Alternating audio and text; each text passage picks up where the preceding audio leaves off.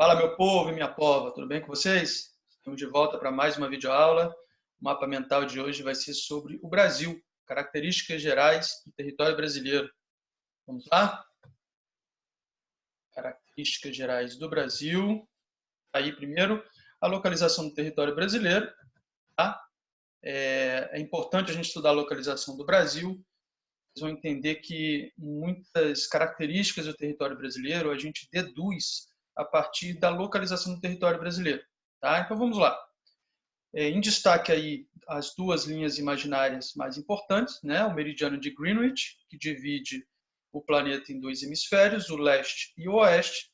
Então vocês podem perceber que o Brasil está localizado integralmente no hemisfério oeste ou ocidental. Beleza? Vamos lá. Integralmente no hemisfério ocidental. A outra linha de referência, a linha do Equador, também divide o planeta em dois hemisférios, o hemisfério norte ou setentrional, o hemisfério sul ou meridional.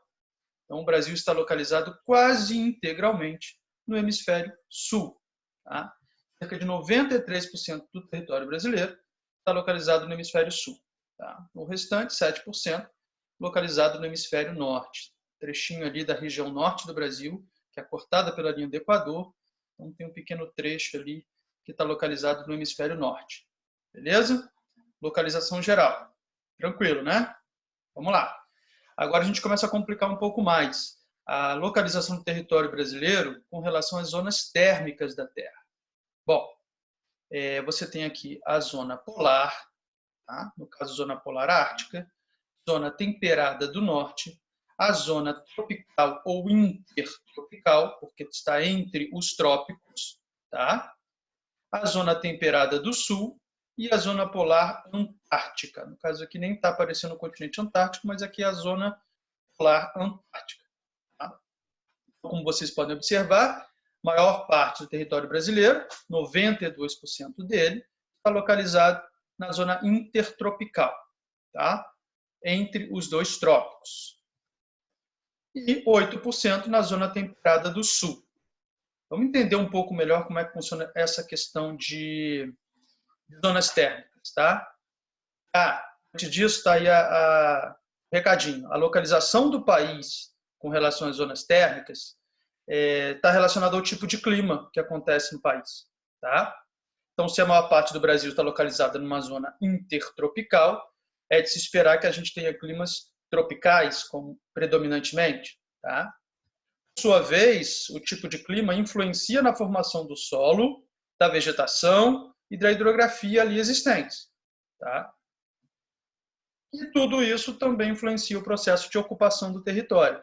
Gente, presta atenção, influencia e não determina, tá? Se você colocar, é uma visão que a gente chama de determinismo geográfico, se você falar que o clima determina o processo de ocupação do território.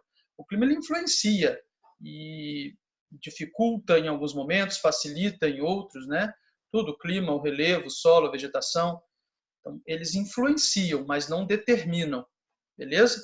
Por isso que eu falei no começo que a localização do país é importante, porque sabendo a localização de um país qualquer, a gente consegue deduzir muitas informações a respeito do quadro natural, né, relevo, solo, clima, vegetação, e também do quadro econômico deste país. Tá? Principalmente práticas econômicas que são mais ligadas, mais dependentes de fatores e elementos climáticos, como, por exemplo, agricultura e pecuária. Tá? Mas vamos lá, vamos entender um pouco melhor essa questão de zonas térmicas. O nome sugere, zona térmica tem a ver com calor, com temperatura. Tá? Quem esquenta o nosso planeta é o Sol. Então, ó, a Terra ela tem uma curvatura. Essa curvatura da Terra faz com que a incidência dos raios solares seja diferenciada nos seus mais diferentes pontos do planeta. Tá? Então, vamos lá. Nessa faixa que é entre os trópicos, a intertropical, os raios solares incidem de maneira mais perpendicular. Isso gera mais calor. Tá? Aquece mais, gera mais calor. Portanto, esta é a faixa do planeta, excetuando áreas de grandes altitudes. Aí tem a questão do relevo influenciando no clima, mas deixe isso de lado um pouco, vamos considerar apenas a latitude. Nessa faixa latitudinal, entre os dois trópicos, você tem temperaturas maiores, então são climas quentes, tá? Recebe a radiação solar, os raios solares incidem de maneira mais perpendicular. Nas zonas temperadas que ficam entre os trópicos e os círculos polares, Trópico de Câncer, Círculo Polar Ártico. Trópico de Capricórnio, Círculo Polar Antártico. Nessas zonas temperadas aqui, os raios solares incidem de maneira mais inclinada. Isso gera menos calor. Enquanto nesses trechos aqui a gente tem climas mais frios. Tá? E nas zonas polares, que ficam entre os círculos polares e os polos, tá? O Círculo Polar Ártico, Polo Norte. Círculo Polar Antártico, Polo Sul. Nessas zonas polares, os raios solares mal incidem. Inclusive, em determinadas épocas do ano, não incidem. Aí você tem fenômenos como o sol da meia-noite, que a gente trata em outra oportunidade. Mas o fato a posição da Terra, né, a inclinação do eixo da Terra com relação ao plano de órbita do Sol, também influencia nisso. Mas é principalmente a curvatura da Terra. Veja bem, se a Terra fosse plana, olha aí, se a Terra fosse plana, como alguns dizem, seria possível a gente ter essas diferenças aqui? Os raios solares iriam incidir de maneira diferente na superfície terrestre? Não, porque iluminar tudo de maneira igual se a Terra fosse plana. Então, gente, terraplanismo não dá, né? Venhamos e convenhamos. Mas os terraplanistas estão aí fazendo congressos, viagens até o fim do mundo aqui no mar, né? Estão fazendo cruzeiros. É um movimento que tem ganhado força. Vamos tentar chegar no meio termo, então? Aí, ó. Esse é o formato da Terra que vocês têm que considerar, gente. A Terra é uma rosquinha. Não tem jeito. A rosquicidade da Terra é irrefutável. Esse pode colocar na prova do vestibular, tá? O sucesso está garantido se você colocar que a Terra tem o formato de uma rosquinha. Os alienígenas, eles ficam brincando de tiro ao alvo aqui, ó, com os meteoros. Tem que acertar bem no buraquinho da rosquinha da Terra. É brincadeira, obviamente, tá? Vamos lá. Depois de falar da localização, a gente fala agora das dimensões do território brasileiro. O Brasil é o quinto maior país do mundo em extensão, em área. Você tem, na ordem, Rússia, Canadá, China, Estados Unidos e depois o Brasil. Tá? Mas se você considerar somente o território contínuo, o Brasil é o quarto maior país. Mas como assim? O Brasil superaria os Estados Unidos, porque os Estados Unidos eles têm territórios não contínuos, territórios que pertencem aos Estados Unidos, mas que não têm continuidade, principalmente o Alasca aqui e o Havaí, né? Mas principalmente o Alasca. Então, se você desconsiderar a parte do território estadunidense que não está adjacente a ele, não está adjacente ao principal bloco dos Estados Unidos, né, a principal faixa territorial dos Estados Unidos, o Brasil superaria em área dos Estados Unidos. Tá? O Brasil seria o quarto maior país do mundo em extensão contínua. Tranquilo? Outras coisas que denotam as dimensões gigantescas do território brasileiro. Outros dados. O Brasil ocupa cerca de quase 2% do planeta Terra. Quase 6% das terras emersas, ou seja, acima do nível do mar. 20% de toda a América. 20% de toda a América. 47%, quase metade da América do Sul. Isso é bem visível, né? O Brasil tem quase metade da América do Sul. Todos esses dados trazem para a gente o seguinte: o Brasil é um país continental, ou de dimensões continentais. Essa expressão é muito importante. Tá? Essa expressão a gente vai retomá-la daqui a pouco, país continental. Está relacionada a vários aspectos da nossa política, da nossa economia. Daqui a pouco a gente retoma essa expressão. Beleza? Vamos dar sequência. Aqui mais algumas informações sobre o território brasileiro. Os pontos extremos, tá? O ponto mais setentrional ou norte, que é a nascente do rio Ailã. O ponto mais ao sul ou meridional, o Arroio Chuí. O ponto mais oriental, ou leste, é a ponta dos Seychelles, e o ponto mais ocidental, ou oeste, a nascente do rio Moa. Tá? Tem aqui as distâncias, tá? E os pontos extremos do território brasileiro. Aqui as nossas fronteiras. O Brasil faz fronteira com todos os demais países da América do Sul, à exceção de Equador e Chile. Tá? E, claro, faz fronteira com o Oceano Atlântico. Beleza? Fronteiras, limites e fronteiras do território brasileiro. Os fusos.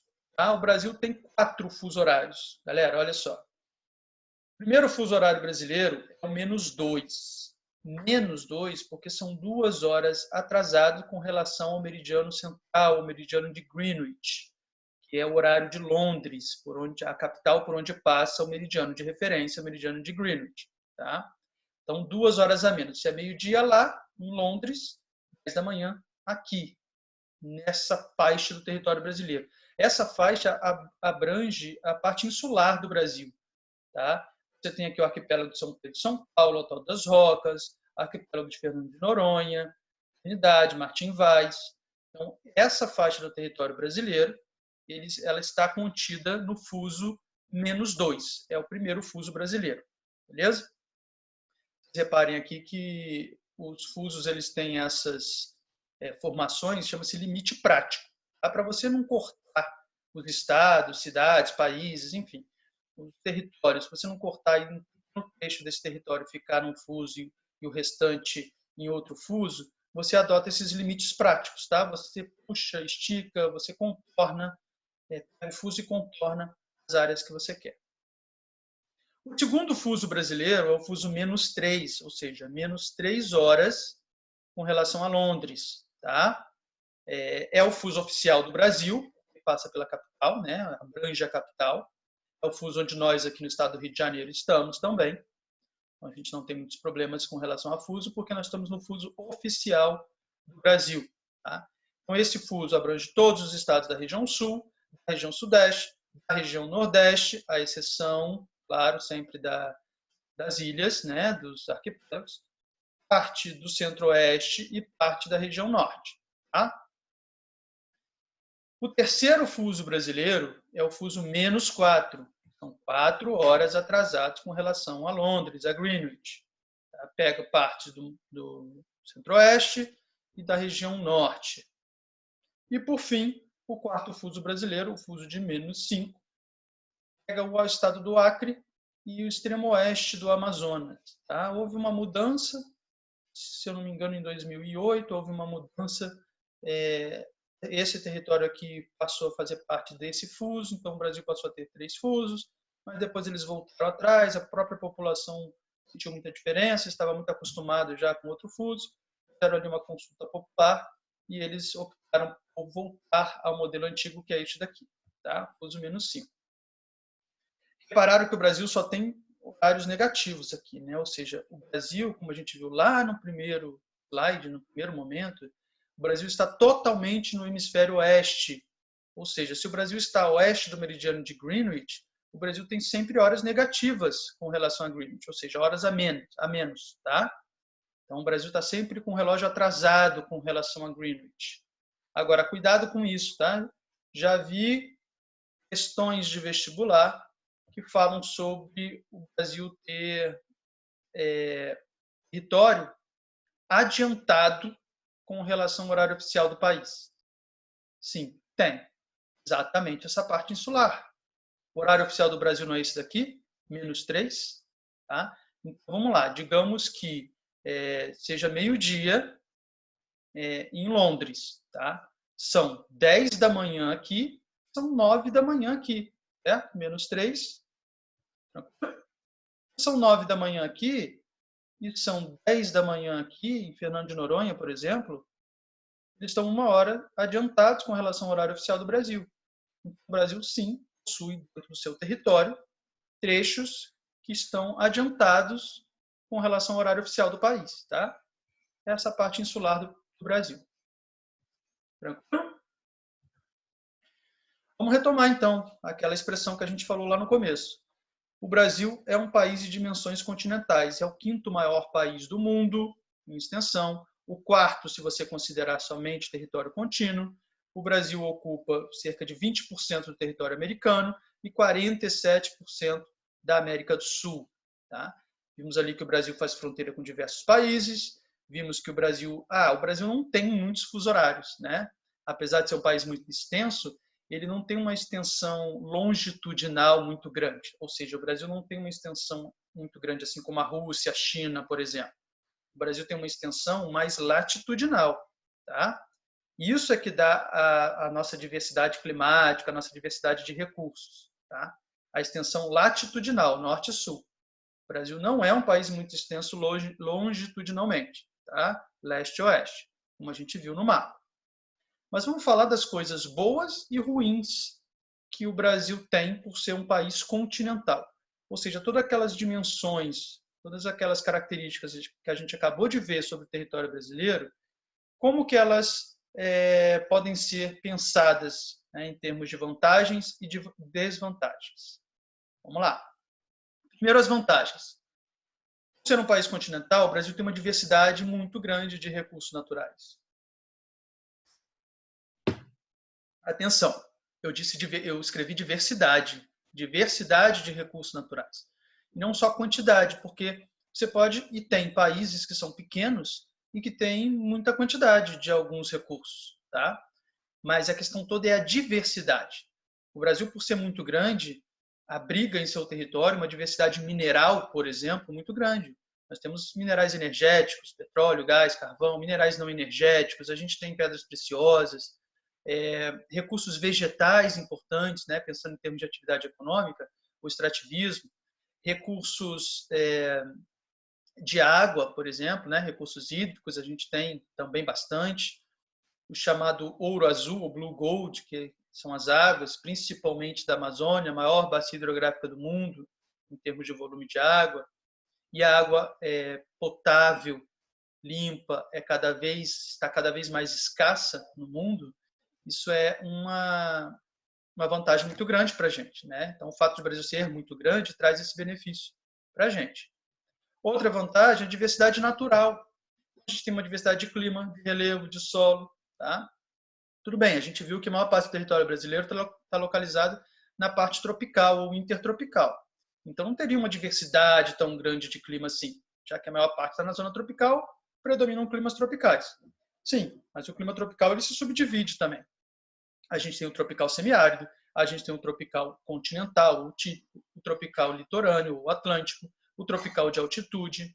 A gente tem também o clima subtropical, lá na parte que está ao sul do Trópico de Capricórnio. Tá?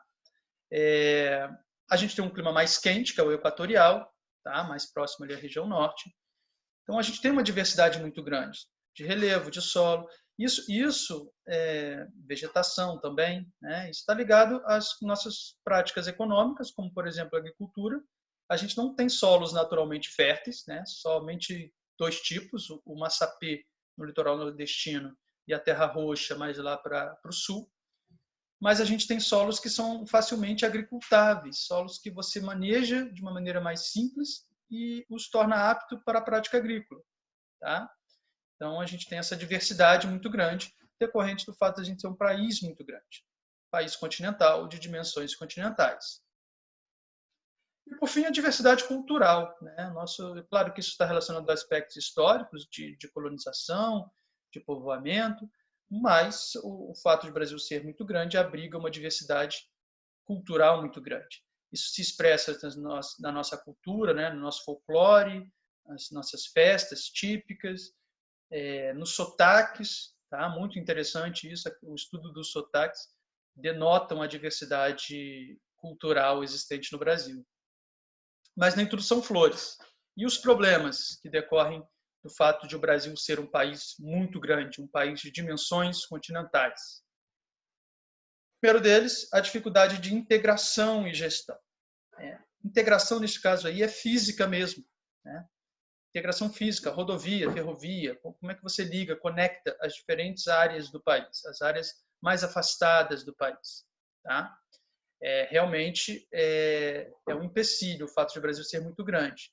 Atualmente predomina no Brasil um modelo de transporte que é o rodoviarismo, mas a gente já teve, na época da cafeicultura, século XIX, o ferroviarismo como principal meio de transporte, como principal modal de transporte.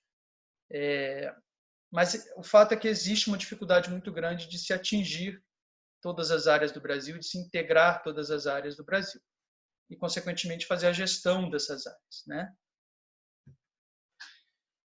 Por sua vez, esses problemas de integração do território, eles geram uma dificuldade muito grande de escoamento da produção.